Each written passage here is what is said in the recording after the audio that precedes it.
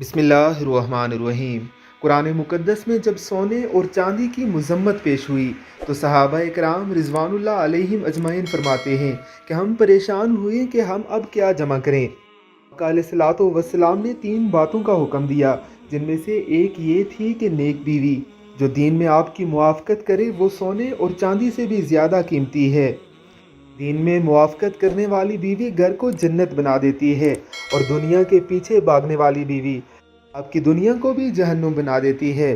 उसकी बातों में आकर आप अपनी आखिरत को भी जहन्नुम बना लेते हैं। हमारे प्यारे पैगम्बर अलैहिस्सलातु वस्सलाम ने फरमाया कि 4 चीज़ों की वजह से औरत से शादी करनी चाहिए।